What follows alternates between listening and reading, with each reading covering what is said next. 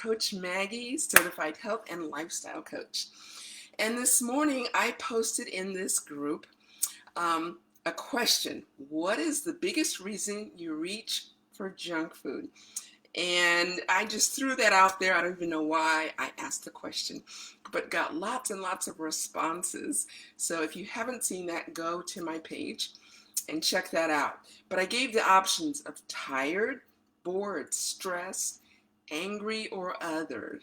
And so got lots and lots of responses. And so just all this afternoon, I found myself thinking about it because, and this may come as a surprise, but I'm not perfect. And I find myself, even knowing the pitfalls, I find myself also falling victim to reaching for junk food. Now, I don't necessarily buy a lot, but sometimes when I'm out and about, just this week, I'd been gone for about 12 days and got home out of everything. I went grocery shopping, and my big mistake is I should have eaten more before I left. But I'm in the health food store, making great purchases, reading labels, and I get to the end cap, and there are bags of ginger snaps. And it's like, oh, I remember loving ginger snaps. And they were on sale. So guess what I did? I bought 2 bags. And it's about a 35-minute drive home. So guess what I did on the way home? I opened that bag, and I just mindlessly ate over half of that bag before I got home. And the thing is, we can beat ourselves up after. But I want to get on here and just say, it's not an accident. Like I said, we can beat ourselves up. But companies that make these things, they spend billions of dollars trying to figure out the things that we like, whether it's salty, sugary, buttery, and they know exactly what they're doing. These things get us hooked. Remember years ago, Lay's potato chips, their big slogan was, I bet you can't eat just one. And they're right. Yes, that potato chip was a potato way back when, but there's absolutely no nutritional value there.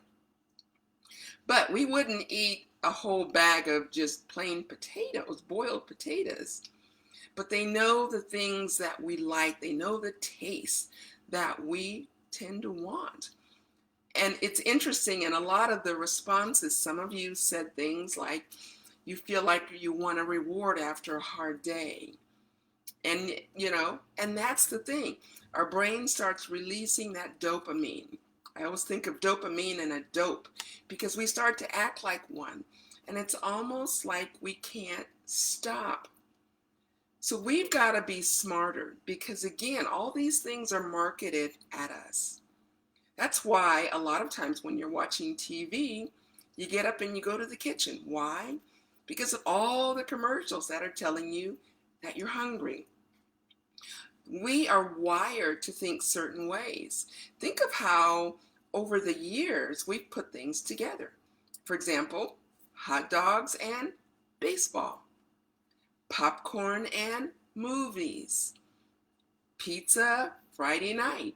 We just, they've told us, they've gotten into our brain and they've told us, and we've become victim to all of these manufacturers that have gotten into our head, and we've got to say no more. Think how often you go out to a restaurant. Now, chances are you maybe don't eat dessert every night, but yet you go out to eat, and there the waitress or the waiter comes by, and they're like, oh, would you like dessert? And in the beginning, you're like, no, but pretty soon they're telling you about peach pie and chocolate brownie. And then you're like, well, maybe I'll have one. Let's split one, and pretty soon there you are. A lot of restaurants are really wise. They even bring a tray and they show you a sampling of the desserts. So all of these things are geared to get us addicted. And that's what's happened. So rather than let's beat ourselves up, let's get smarter and outsmart them. There's a science to it. But there's a few things that we need to do. First of all, we need to be a lot more mindful. If you're going to have something, then portion it out. Often we eat out of a bag, but give yourself a cup or a bowl or portion it. The other thing is make sure that you're thinking on the other side. So for example, am I going to feel good about myself? Am I going to feel good an hour from now after eating that bowl of ice cream? What about tomorrow morning? I know I hear this a lot with people being lactose intolerant. They know they are, but they still want that ice cream because, again, it's like calling their name. And yet they'll have a stomach ache and cramping a couple hours later. Again, it's all part of that whole thing to get us to make poor decisions. So we've got to start making sure that we're thinking, because again, a lot of times we do things mindlessly and again, out of habit. So one of the things is let's not bring those things into our home. One of the things I like to do, this jar is empty, but when I was working outside of the home, I always kept a canning jar. This is a pint. And usually I had nuts, maybe some chocolate chips, and like sunflower seeds, pumpkin seeds, and a lot of those kinds of things in there. I kept one in my desk. And trust me, it kept me from going into the teacher's lounge lots of times. But I also kept one in my car so that I could, load up on some of those things. You can make those little energy bites. But the more we can think ahead, plan ahead, the better off we'll be. We're still probably periodically going to fall into that trap. But let's make sure that we are making the decision. If you want that dessert, then definitely. But make sure it's based on it's something that you won't be sorry you had later. So again, I'd love to hear your thoughts. I don't have the solution, but the more I think that we think about it, and for me, as I was reading up on this, and they were talking about how companies spend billions of dollars to get us to buy their product, to not be satisfied with just one. Because see, that's the thing with the dopamine. It's like drugs. It really is. What was satisfying on Monday with maybe just a handful, today it's not. So just like drugs, you get that high from maybe whatever, one or two of them, or drinking. You feel pretty good after the one, but after a while, the one isn't enough. So what do? You want two. And that's the way this junk food is too. It's created to be that way because they want us coming back again and again and again. And I don't know about you, but as I was reading that, there was something in me that said, no more. I'm not going to let you put me in that box. I'm not going to let you get me addicted to these things. So again, make healthy treats at home.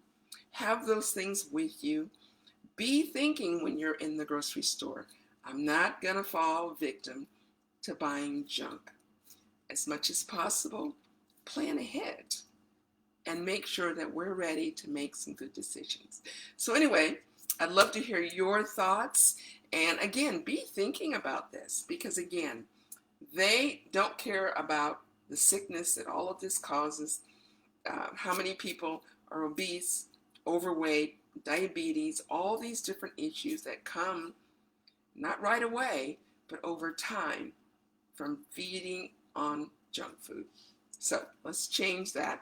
And again, I'd love to hear if you've got some good suggestions on things that you do to help you avoid the pitfalls of giving in to those junk food cravings.